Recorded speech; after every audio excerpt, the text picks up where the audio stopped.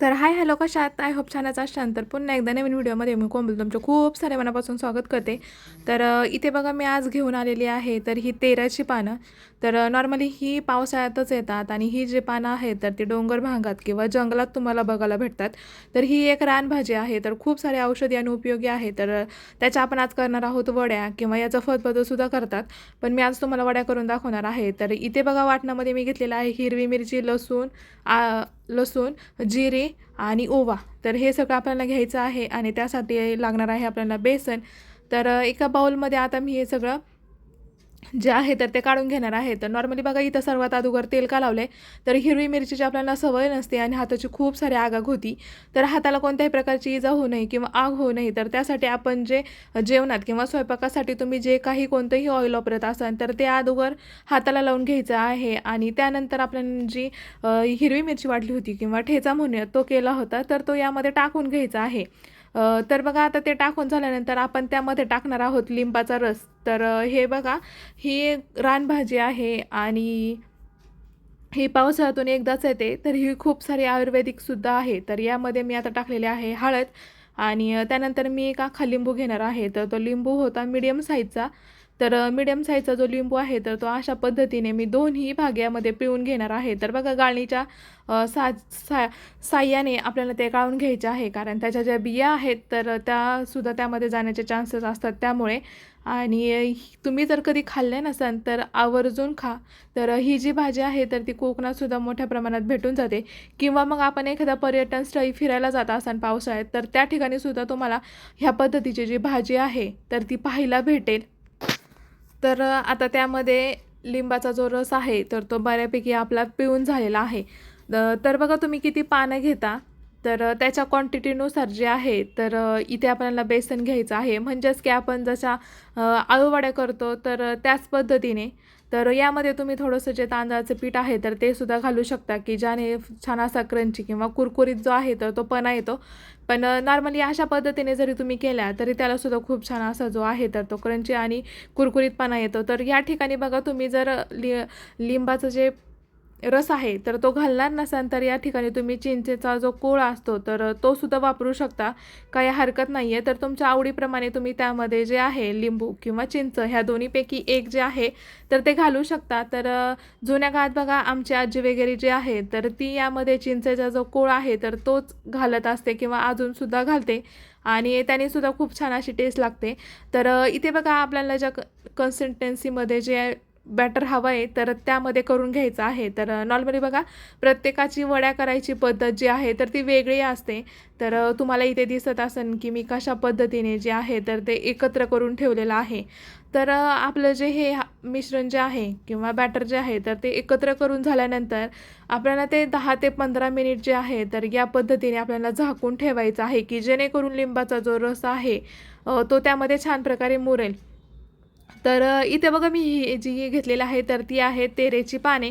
तर हा तेरा कसा ओळखायचा तर इथे बघा त्याच्या बॅक साईडला जे आहे तर अशा पद्धतीने तो पूर्ण व्हाईट असतो आणि आपली जी आळू असते तर ती या पद्धतीने व्हाईट नसते. आणि ह्या पानाची जी साईज आहे तर तो तुम्ही बघू शकता वरच्या साईडला जे आहे तर ते खूप वरतीपर्यंत त्याचा जो व्हीचा किंवा हार्टचा जो शेप आहे तर तो खूप वरतीपर्यंत आहे आणि आपले जे नॉर्मल पानं असतात तर त्याच्या देठाच्या किंवा दांड्याच्या शेजारी जो आहे तर तो व्हीचा आकार असतो. तर इथे तुम्ही बघू शकता की किती मोठ्या प्रमाणात जे आहे किंवा त्याची साईज खूप मोठ्या प्रमाणात असते. तर मी मम्मीकडून आणली होती नॉर्मली ही पानं. आता मम्मीकडे गेले होते तेव्हा. तर ती थोडीशी पिवळी झालेली आहे. तर हे जे पान आहे तर हे आपण आता घेणार नाही आहोत. खूप म्हणजे नॉर्मली आपला जो हाता आहे तर त्या हाता एवढे किंवा मग आपण त्यामध्ये झाकून जाऊ इतपत जी तेरेची पानं आहेत तर ती मोठी असतात. तर या पद्धतीने एक मी ताट घेतलं आहे घरात जे मोठं होतं ते आणि अशा पद्धतीने त्यावरती जे पान आहे तेराचं तर ते ठेवून घेतलेलं आहे. तर ज्या पद्धतीने आपण आळूवड्यांसाठी आळूच्या पानांना जसे आपण जे बॅटर लावतो तर त्याच पद्धतीने यालासुद्धा बॅटर लावून घ्यायचे आहेत. तर बघा आपण जर आळूवडी केली तर नॉर्मली काय वेळेस काय होतं ते की मध्ये पातळ होते किंवा मग मध्ये खूप अशी लूज होते किंवा मग तिला जाडनेस येत नाही किंवा कडक जो पण आहे तर तो तळल्यावरती लूज लूज होते. तर हे असं होऊ नये यासाठी खास ट्रिक आहे. तर अशा पद्धतीने एकदा सरळ आणि एकदा उलटं तर या पद्धतीने पाने ठेवायचे आहेत. उलटं म्हणजे आपण उलट्याच पानांच्या वड्या करतो. पण नॉर्मली जो हार्ट शेपचा वरचा भाग येतो तर तो एका साईडला ठेवला तर दुसऱ्या पानाचा दुसऱ्या साईडला ठेवायचा. या पद्धतीने तुम्ही एकदा ज्या आळूवड्या आहेत तर त्या नक्की करून बघा. त्यांना म्हणजे जो आपण आवडीचा जो घट्टपणा असतो किंवा लूज ज्या म्हणतो तर त्या अजिबात होत नाही. मी सुद्धा अगोदर वेगळ्या पद्धतीने करत होते, पण नॉर्मली नंतर मला माझ्या आजीने सांगितलं तेव्हापासून मग मी अशा पद्धतीने ज्या आहे तर त्या आळूवड्या करत असते, की त्याने जो आळूवडीचा लूजनेस आहे तर तो अजिबात येत नाही. आणि बऱ्याच प्रमाणात किंवा बऱ्याच जर प्रमाणात तुम्ही जर बेसन वापरलं त्यामध्ये तर त्याचा जो क्रंचीपणा आहे तर तो खूप सारा वाढतो.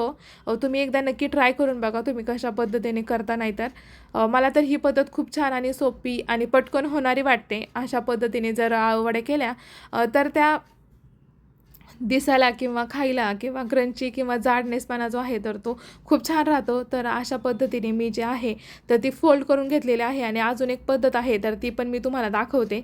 तर बघा, ज्या नवीन नवीन असतील तर त्यांनी अशा पद्धतीने वड्या जर केल्या तर खूप पटकन होतात. साईडचे जे आपले टोक निघतात तर ते अशा पद्धतीने आपल्याला आतमध्ये प्रेस करून घ्यायचे आहेत. तर जोपर्यंत ते प्रेस होतात तर तोपर्यंत तरी आपल्याला ते प्रेस करून घ्यायचे आहेत. तर त्यानंतर आपण जे वड्या उकळायची चाळण आहे तर त्यामध्ये ठेवून घेणार आहोत.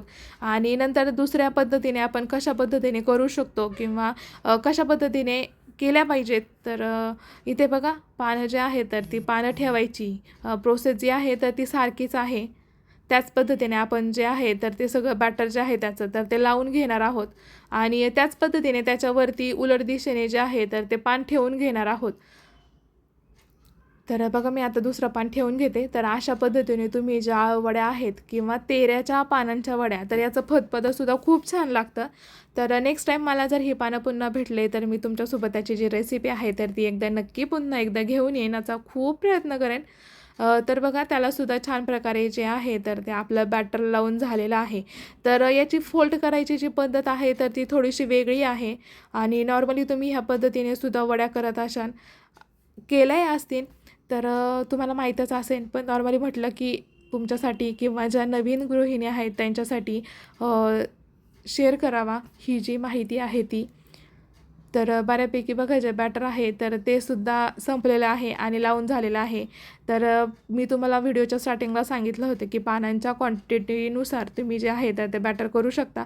तर बऱ्यापैकी सगळे पानं संपलेले आहेत आणि बॅटर जे आहे तर ते सुद्धा फिनिश झालेलं आहे. आता फोल्ड करताना बघा, सगळ्यात अगोदर जे आहे तर ते दोन्हीही साईडने आपण फोल्ड करणार आहोत. तर बघा, अशा पद्धतीने इकडून पण आणि त्या साईडने पण फोल्ड करून घेणार आहोत. आणि नंतर फर्स्टकडून असं या पद्धतीने फोल्ड करून घेत यायचं आहे. तर बघा, असं करताना काही काही वेळेस काय होतं, जे खालचे पानं आहेत तर ते उचकले जातात किंवा ज्यांना सवय नाही किंवा प्रॅक्टिस नाही त्यांच्याकडून ह्या ज्या वड्या आहेत तर त्या लूज राहतात. तर त्यासाठी मी जी फर्स्ट पद्धत सांगितली होती तर ती तुम्ही नक्की ट्राय करून बघा. तुम्हाला कशी वाटते ते कमेंट्स करून सांगायला अजिबात विसरू नका. आणि हो, चॅनल नवीन असाल तर चॅनलला सबस्क्राईब केल्याशिवाय अजिबात पुढे जाऊ नका, की जेणेकरून असेच जे किचन टिपचे व्हिडिओ किंवा फॅमिली व्हिलॉग किंवा ट्रॅव्हलचे जे व्हिलॉग आहेत किंवा रानभाज्या अशा ज्या नवीन नवीन रेसिपी त्या मी तुमच्यासाठी घेऊन येत राहीन. आणि कमेंट्स करायला अजिबात विसरू नका. तर छान अशा वाफळून घ्यायच्या आहेत. तर आता त्या शिजल्या आहे की नाही हे कसं ओळखायचं, तर नॉर्मली प्रत्येकाच्या घरात ही सुरी असतेच. तर ती अशा पद्धतीने एकाच ठिकाणी आपल्याला वड्यांमध्ये घालून काढून बघायची आहे. ती जर पूर्ण क्लीन आली, तिला जर बेसन वगैरे काही चिटकलं नाही तर त्या पूर्ण छान अशा शिजलेल्या आहेत. तर आपण थोड्या वेळासाठी जे आहे तर त्या आता ठेवणार आहोत झाकून. आणि त्यानंतर कट करून अशा पद्धतीने घ्यायच्या आहेत तळून. सो तुम्हाला हा व्लॉग कसा वाटला ते कमेंट्स करून सांगायला अजिबात विसरू नका. आणि चला पटकन आता तुम्हीसुद्धा या छान अशा आपल्या ज्या तेऱ्याच्या पाण्याच्या वड्या आहेत तर त्या खायला. सो चला तर भेटूया पुढच्या व्लॉगमध्ये. तोपर्यंत बाय बाय.